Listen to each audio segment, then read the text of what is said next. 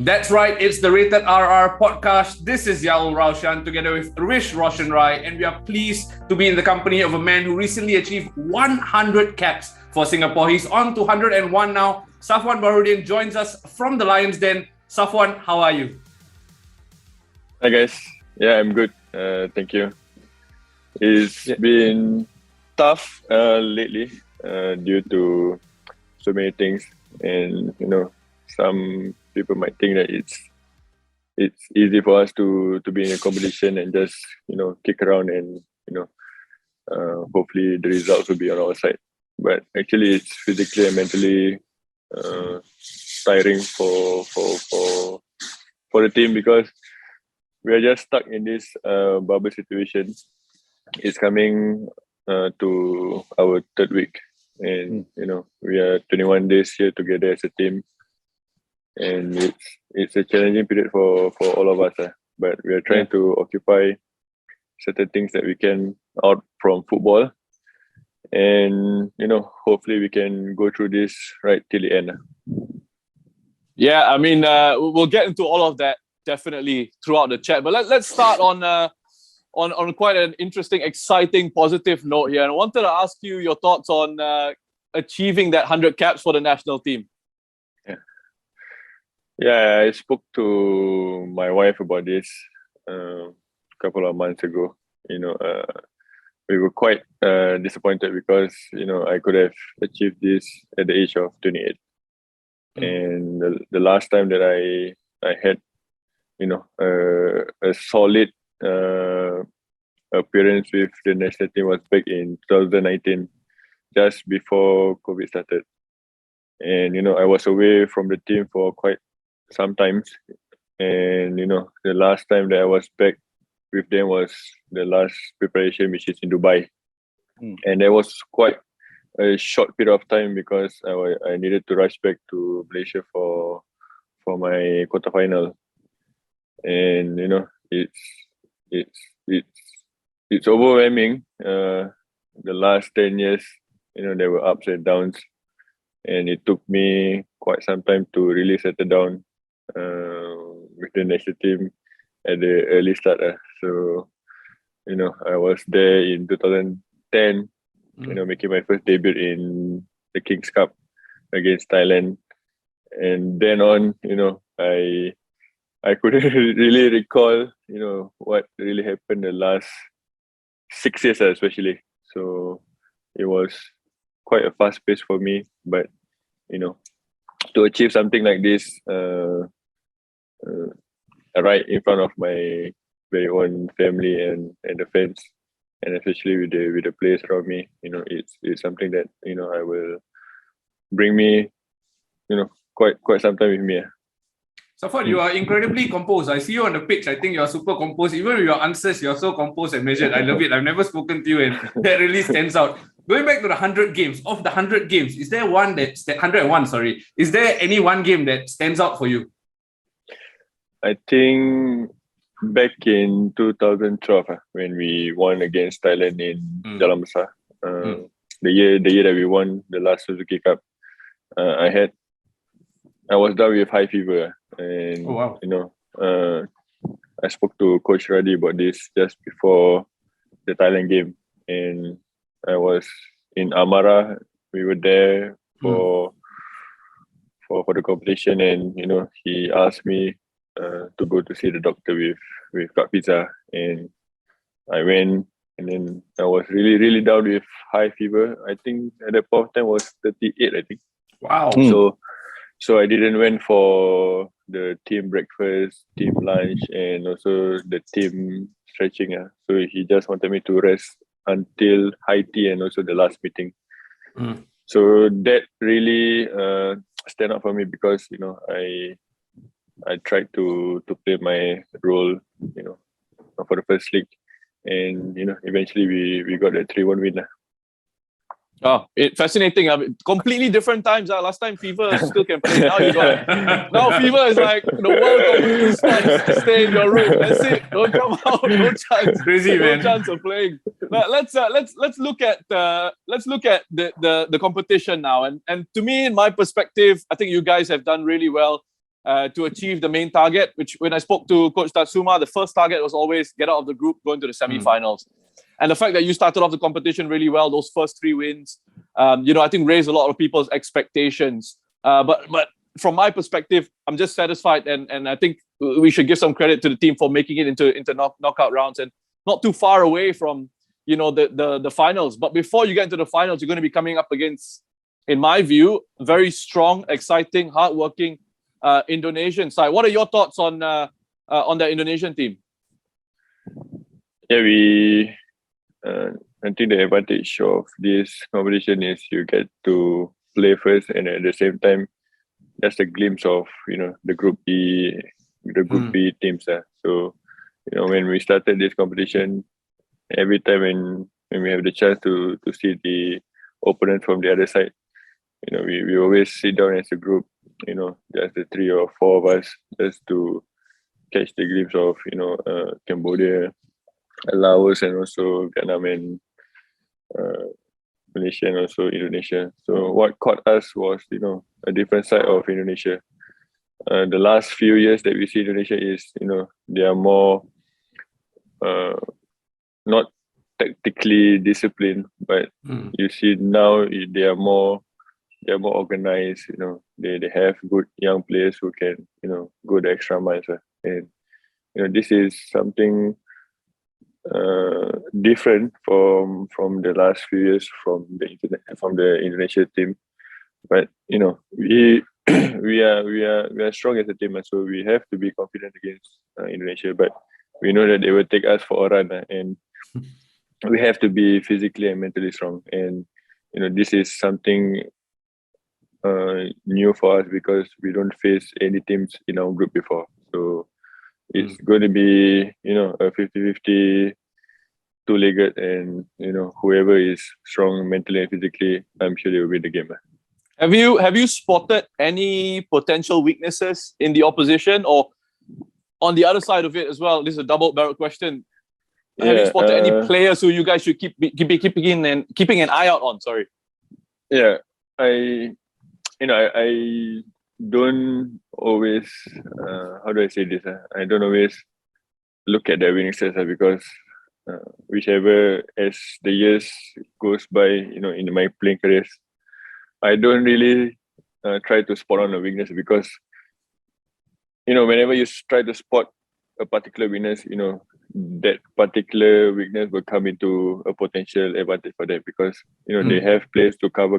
So when you try to focus on a particular thing, somehow or rather you tend to get the different scenario. Yeah.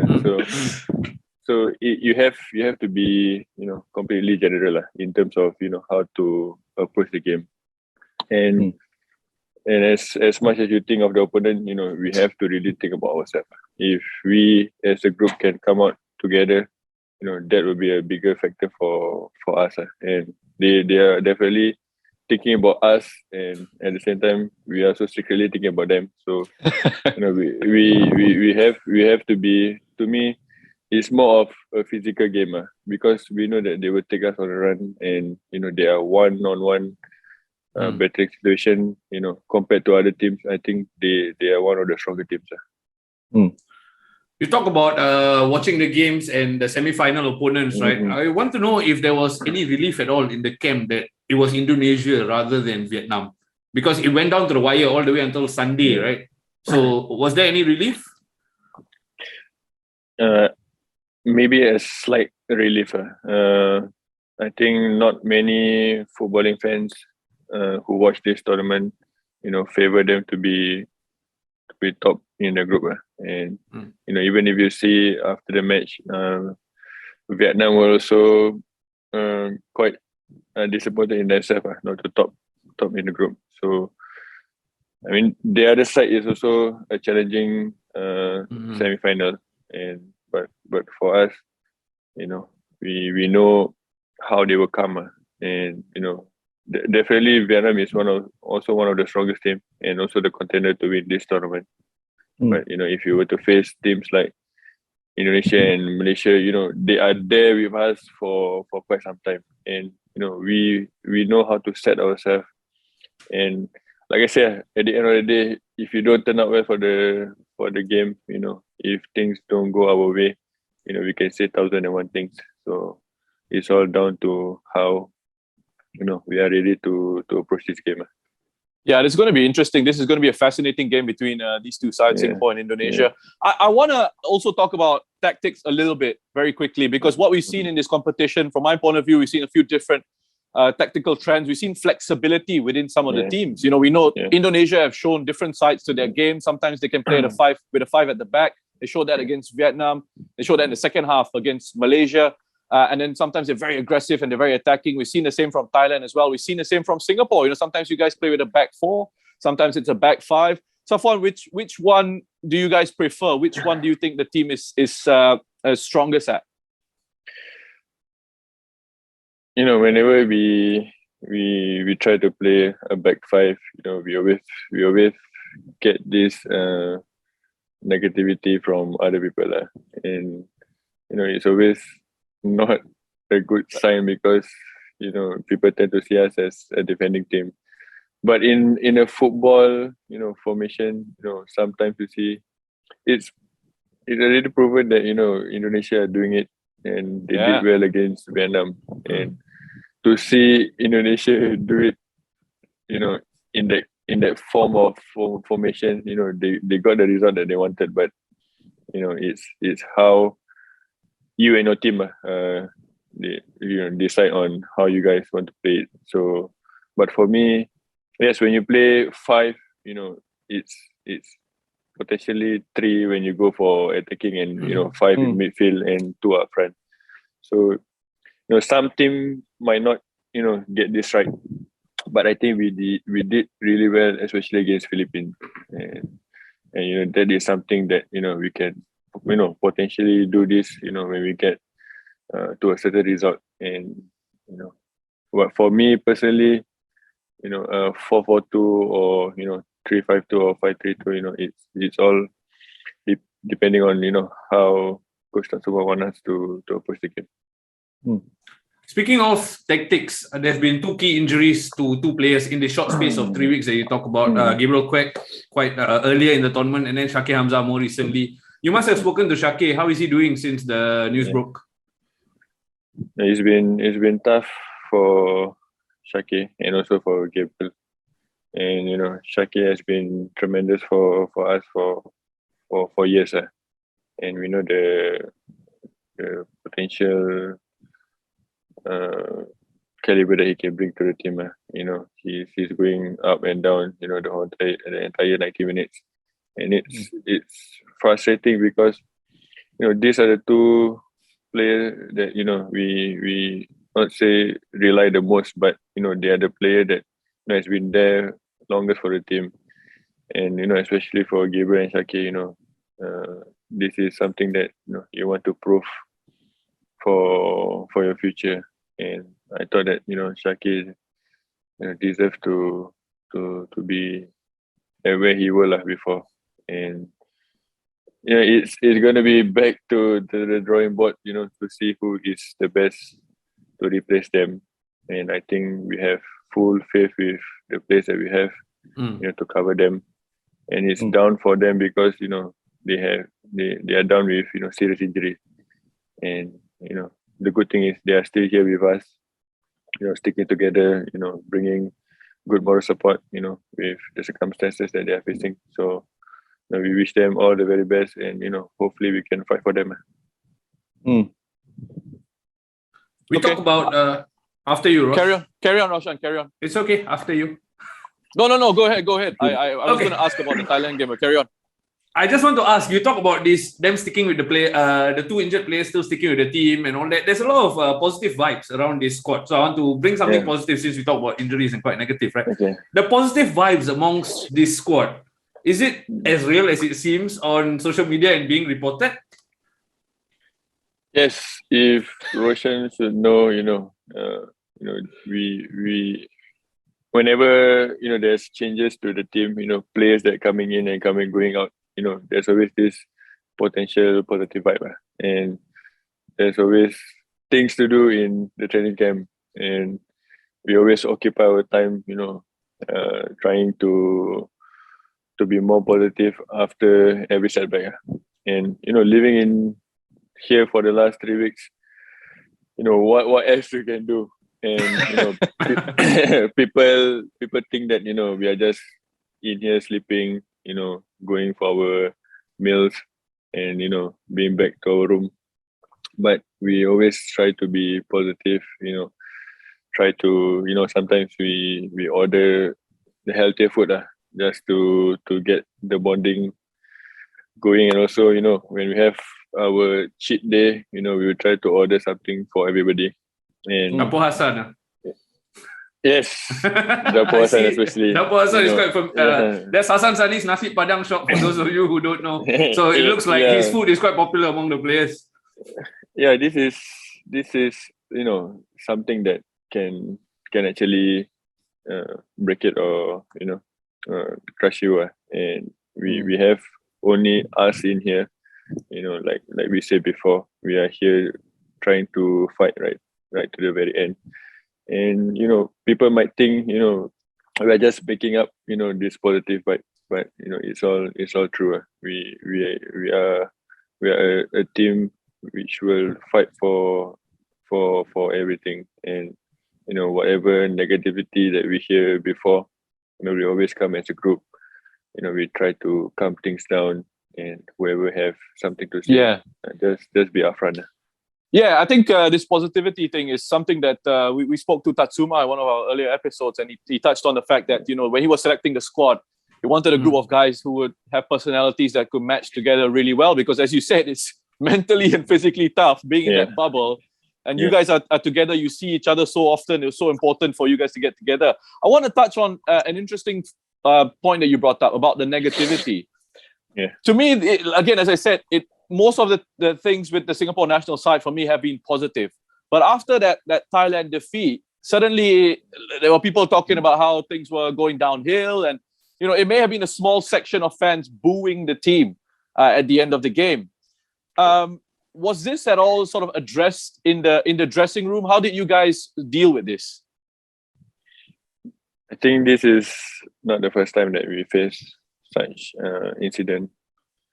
We try not to be upfront with certain people, but as a group, we will speak to the team to see what we can do best. And there's always a reason why people are doing this, but for us, it's going to be a challenging period for all of us, especially going into the semi-final.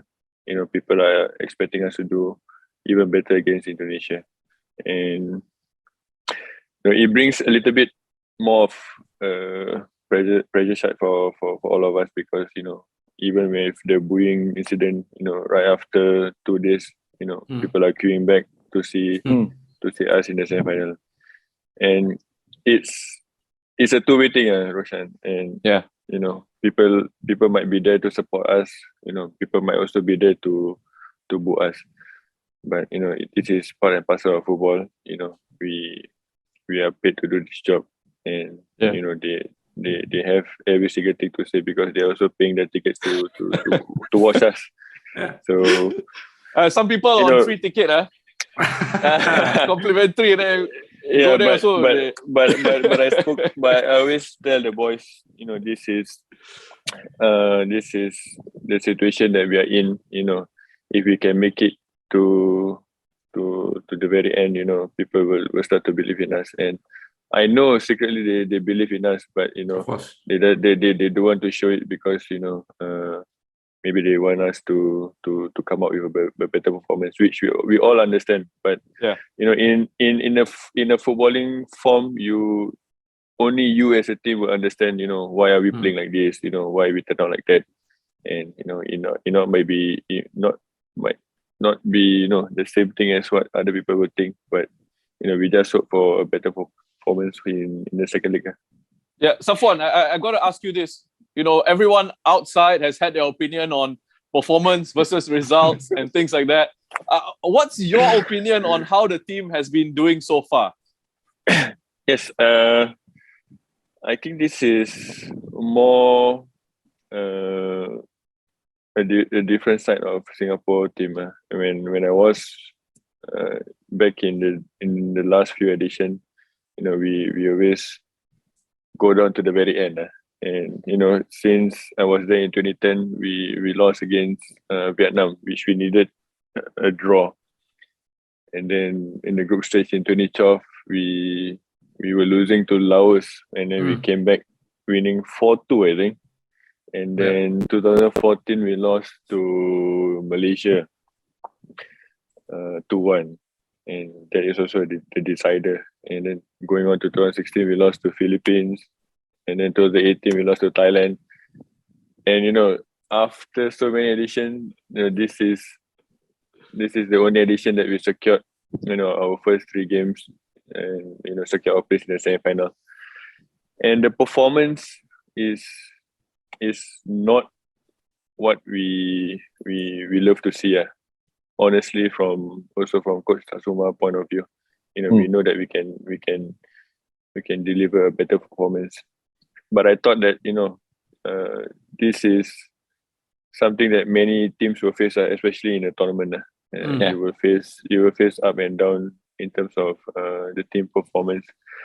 So the only thing that you can do is to hope for a better performance at every single game. But it's hard. Definitely, it's hard. You have 28 of us here, and we are all different.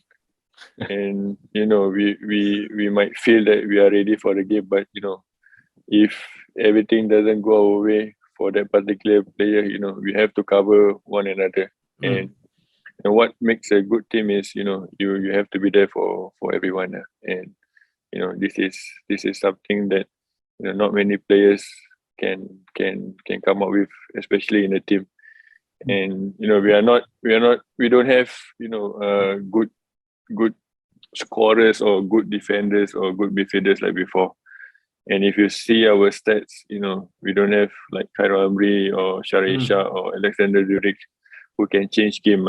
And we are all players who are willing to work as a team, and hopefully we can be positive for the next game. Speaking of playing as a team, Safuwan, you've been there since 2010. You've been through a few national team coaches. Where does Tatsuma rank amongst all those coaches you played, and what is different about him in terms of his coaching style and philosophy? I think respect to the other coaches, we delivered a few good results over the years, even with the changes of different coaches.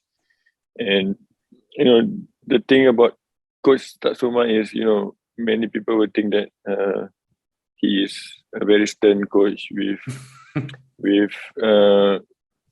fiery Japanese style of footballing background, but he is a good coach who is willing to be right at your side to rectify mistakes or give you that tips to improve on your gameplay. And that is something that I think coaches nowadays should be right beside the players.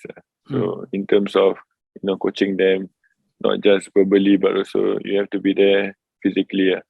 And he gave that trust to each and every one of us. And the important thing is he's fair. And many players here think that he is a coach with a good philosophy for Singapore football. And it would take quite some time for us to deliver that performance. And then it's about momentum and also consistency after this. And we hope to get that consistency after this tournament, because we have a very crucial Asian Cup qualifiers coming up in June.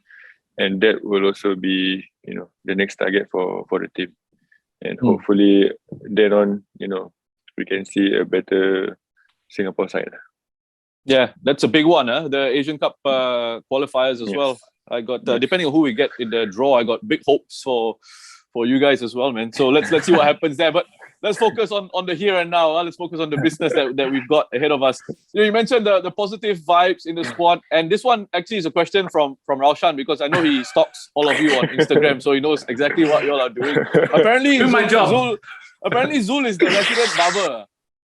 But who is the resident joker in the squad?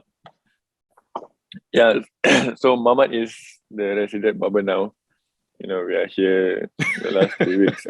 Sorry, you say Yeah, resident barber. Sorry, you say resident barber now means every edition got different New resident barber. Like before we have Ridho Mamat, who knows how to yes. cut a little, and Shari Shah was also good at haircut, and Hassan can do a little bit of trim with the right, but now it's Mamat. So, but I don't dare to go to him. Yeah, so Habib's one not bad. Yeah, he can do a little bit of fade. Even Iksan tried on Saifullah's hair, I think. Oh, wow. So yeah, but Joker's side will be not say Joker side lah, but I think Ilhan, because he's the young one and everybody tend to get on him. And he's a good boy because he blends well with everyone, and the joke that we shared is all among everyone. So everybody's a joker here after 3 weeks. Safuwan, we know you won the competition in 2012 as a player, but do you have any memories of watching the national team in 07, 04 or 98? Any memories that stand out for you? Yeah, I was there in 04 and 07. I was the pioneer batch for the sports school. And, whenever there's national team games, sports school will be the first to be invited. So I clearly remember that, we were there supporting the team. I was sitting at, the walkways there. And, there is something that I can relate to right now. And sometimes I wish that we're all back at the older days where we were queuing for the tickets. We were there walking from Kallang MRT to the Leicester Stadium, and not many will remember that because as time goes by, you tend to live with your life, and football is not the priority situation right now. So, but for me, the thing that I can remember is the full fans that turn out for every single game, and that gave me a little bit of motivation to be in the squad. Hopefully, thinking that one day I can be the likes of Coach Aidi Shanda, Coach Ali, Go Tatsuma. These are the players that I'm growing up to be something like them. Yeah, since we've delved into that personal realm now with some of your memories of the competition, let's stick with that and go down that road. And you spent close to a decade playing in Malaysia. Actually, aside from Young Lions and maybe Lions 12, I don't think you've actually played in Singapore for a while. Yeah. How much do you think that has helped you develop as a player? Tremendously. I think, thankfully, we most of the players here, we get to experience the Malaysia side of football, and that actually groom us to be a better player. I mean, most of the players here, we love our days back in 2012 to 2015, and that is something that many of us will bring us to even to our older days, and we achieved so many things within that few years, and I just wish that we were still back there as a team, because I'm sure many people will love to see us there again. But as for me personally, it grew me to be a mature player. I handle things a bit better now. And the pressure side when you get, you know how to handle and also trying to be composed every away game, especially last time when we go for away games.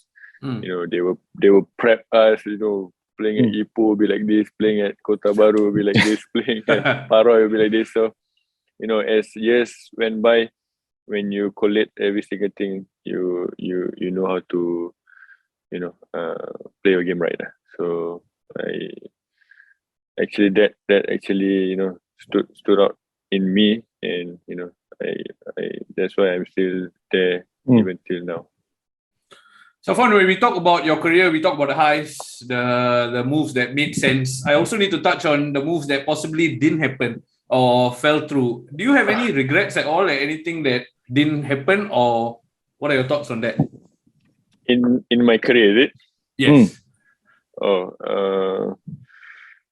I regret a little bit, but I think I always believe in, when something don't turn out your way, better things will come. So, but when I was in Melbourne City, I was there for a few months, and after that last few games, I was actually offered a 3-year deal in Melbourne City, and after the last grand final, I think we lost against Sydney, I think. Yeah. And then we were supposed to go on our off-season break. But they say that, if I were to sign this 3-year deal, I was going to Manchester City reserve team under Riviera for a month. Wow. Yeah, and then, there was during, I think, just before Puasa period or after Puasa period. So, that was in line for me. And also, if I don't make it there, in New York City will be the next destination. So, but I rejected that, thinking that, I can get something back in, Singapore or Malaysia. But, there's always a reason to why I did this. But then again, after I came back, I think Yokohama City was in line for me also. But it was too late or something. I can't remember. And that was actually all planned out for me. I think that is not planned out by the people there, but I think because of my performance in Melbourne City, they actually wanted me to try around that city group. So when they say about city group, we were all around New York City, Yokohama, and also Manchester City. Yeah. So there's no regrets for me right now, because I'm doing decently in Malaysia. And sometimes when I look at some of my players like Aaron Moy, who was there with me, he got signed by Manchester City, and now he's in Shanghai Shenhua. Before this, he played for Huddersfield and also Brighton. When I see him, I just wish that I was there with him.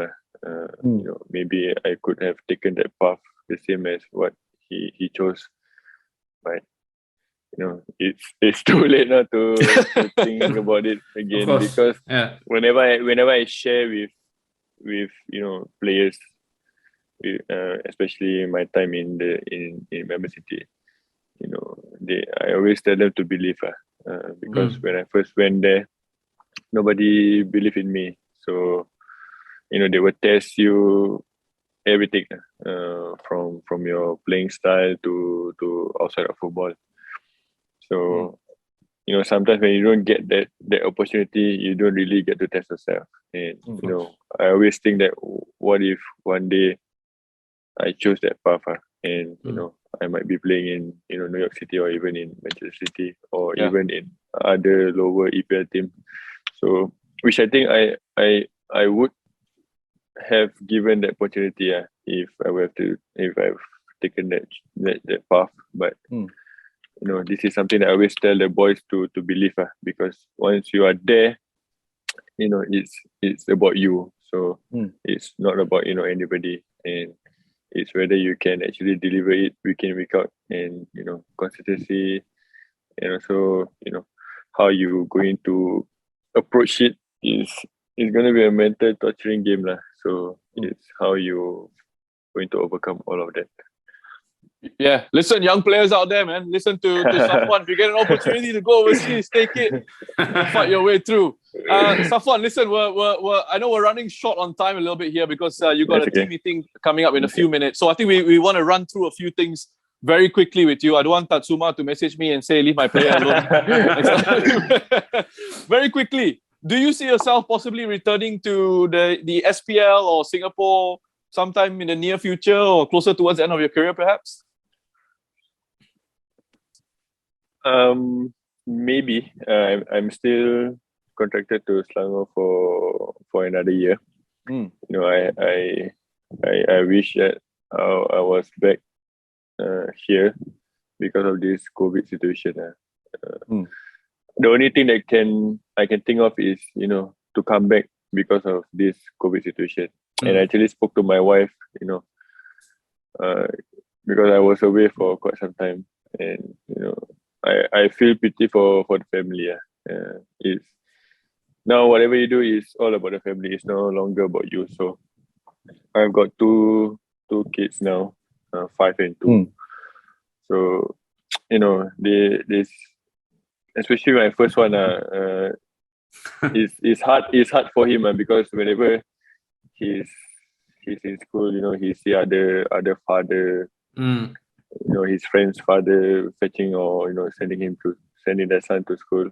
He feel that fatherless figure is not around him. So I'm still deciding on my future for 2023 onwards. After my Selangor contract will be over in 2022. So I think it's not going to be more of the footballing side, but also more of the family side. So if things go well in the next few months or a year, if I still have the opportunity to play abroad, I will continue. That's the aspect some people forget, right? That there's the family to deal with as well as football to deal with, especially as you get older and then you end up having kids and all. Safuwan, just to end it off on a bit of a lighter note, I recently read you like to watch YouTube videos before a game. Depending on where you're playing, you either watch Vidic or Lewandowski or something like that. But more specifically, I want to know about your idols, local idols growing up. Because, on YouTube, we can watch European players, but do you have any local idols growing up? Local idol. Last time I loved to watch Indonesia. Yeah, the way he make that, final run, the way he shields the ball, even if it's a bigger opponent behind him. And he's sort of a player who won't back off from defenders. And it's hard for you to find players like that now because, it brings a different gameplay to the team. And, his touches in the box, his clinical finishes, you don't see it now. So, I hope, we have a few more players like him, and slowly we can see, Iksan is being there, trying to put goals for us, and we need more players, who can do such things, and if we can find 3 or 4 more players who can bring up that goal scoring form for us, we'll be a completely different side, and that is something that I would love to see, even if I'm retired from my playing days. So Indonesia, I will pick Indonesia to be one of my nice idol.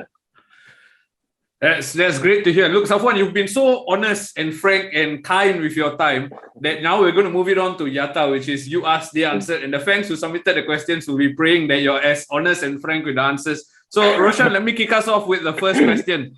Singapore Football Stance asks, what is the one thing that you have told your younger self if you could go back in time? To take that 3-year deal. Okay. Yeah. I was guessing that was going. I thought so too. So for the younger players listening, don't take your opportunities, wear opportunities and take them. I think that's the advice you want to give them, right? Yes. Yeah. Okay, let's move it on. Call me Nurin. Hey Safuwan, when you're not playing football, what do you love to do? And this person says, huge fan, by the way. You get a lot of these people who are huge fans, all the number one fans. So, yeah. Okay, if I'm alone in Malaysia, I'll spend most of my time playing PUBG Mobile. Okay. And Yeah. if I'm back in Singapore, it's always time with the family. Yeah. If you weren't a footballer, this one is for me. If you weren't a footballer, what do you think you'll be doing in life, career-wise? What are your other interests aside from football? Streamer.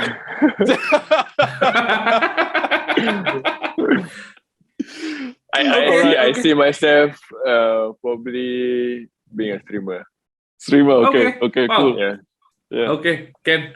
Next question, W for Wali. Hi Safuwan, how do you cope playing overseas away from your family? Huge respect. Again, PS, I'm your biggest fan. Kiki, hashtag Idola, hashtag YATA. It's hard lah. It's hard being away from the family. You know, before this COVID situation, I'll be back probably once a week. So after every game, I will either drive back or fly back from KL. But now it's different. The longest I'm away from the family is almost 7 months, I think. Wow. 6 or 7 months, and that is quite a challenging period for me. But I'm thankful for the family support, especially my wife. She's been rock solid. It's not easy for her, so but you know, as we get closer to our decision on the future, she always say, "Don't come back." You know, as long as you are able to play abroad, continue doing so. So I say, "No, you don't want me to come back." Then she will go, Yeah, no, exactly. Don't come back. It's not that I don't want you to come back, but you know, I want you to pursue your career as long as you can. So it's wonderful to hear such things from the family, and they have been supportive since day one. Especially my parents. They will travel every single game. Wow. Away. So even in Malaysia, they always drive down from my PDRM days to my Pahang days and also my Selangor days. So fantastic. It's like a cover situation where, you know, if someone is not there for me, you know, the next person will come and see me. Okay. Yeah. It makes things easier for me. Yeah. You enjoying playing for Selangor? You got any message to the Selangor fans out there? Yeah, I enjoy playing for Selangor. That is probably one of the second biggest team in my career. Probably the first would be Pahang. And you know, Pahang has always been my first wish list when I was out from PDRM. But Selangor is another fanatic football club with a lot of historical sites, and you know, for the fans, you know, it's always hard for you to deliver week in, week out. But you know, even with some negative side that you always hear, you always get that positive side also. So it's good that you know they have been helpful during my stay in Selangor, and you know, I hope, you know, I can still be there for years to come. But you know, maybe after 2022, you know, I might move to somewhere else, and hopefully, you know, I can still pursue my career in Malaysia. Okay. LZF _M10. This question interesting. Have you ever measured your vertical?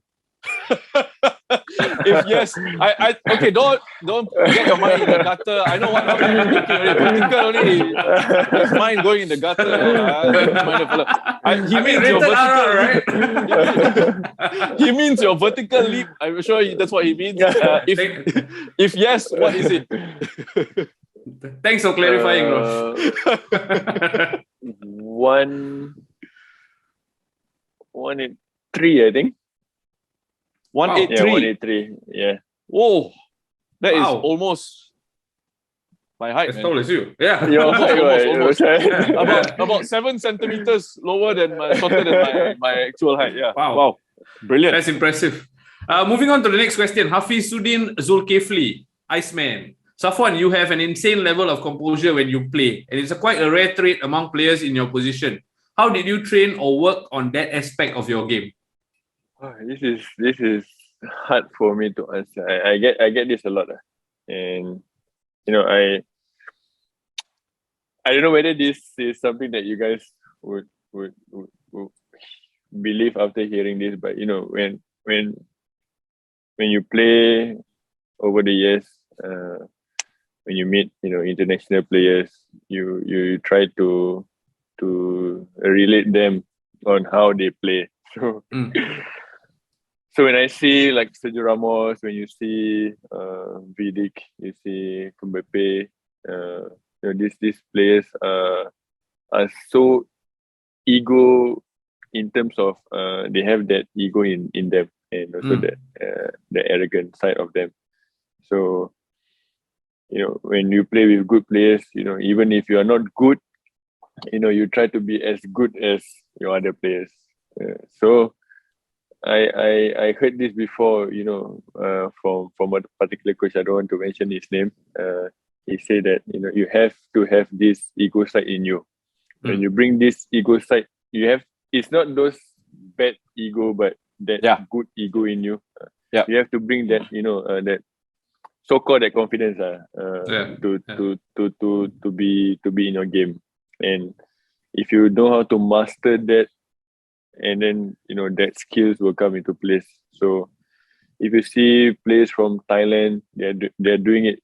Players from Vietnam, they're doing it. And how they get composed is, when people touch you, you have to be fury back to them. That will bring a gameplay in you, because people will get to scared of you, to be afraid of you. And you have to master it, because you're going to play against players who are even better than you, more ego and more arrogant, and you cannot be chicken out, just to give them that goal or that play that they want. So it will come over the years, and after that is how you have to be composed with the ball, and that skill, how you want to master that penetrating ball, how you want to be composed with pressure on you. And it's all about trying to relate a training situation as the same as game situation. So I will say that. So I don't know whether you guys want to believe it, but I think it's true. I was just going to say that. Train as you play. Put yourself in training situations. Put yourself in pressure situations, so you get adjusted to it, and you can work on your touch in these pressure situations. But I also got another theory. My theory is that you play because I was a central midfielder, right? And that is one of the more high pressure situations where really you need to be able to keep the ball. So my theory is that central midfielders can go and play in central defense easily, no problem, because the game is in front of you, and you got a lot of time on the ball. The centre back go and play in centre mid, cannot. Habis, got problem. So for you, Safuwan, because you played in central midfield before, you know how to play in central defense also. Possibly. Yes, it's true. But see? then again, it's true. But then again, whenever you're in training, I think not many players will take that risk. Because you want to impress the coach.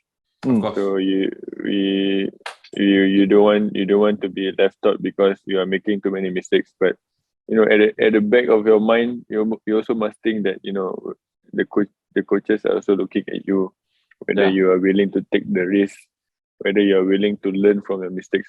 And when you grow into a better player, before that you have to realize on your bad side of your footballing style. So I think it's always trying to take risks. As you take risks, even in life when you take risks, you're trying to be a better player or a better person. So this is something that will come into play, but like I say now, not many players will take the risk.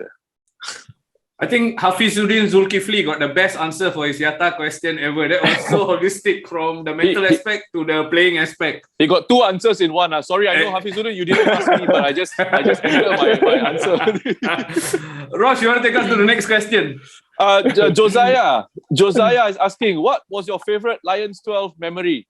I'll pick two. Winning the MSL and also the AFF Cup in 2015. Okay.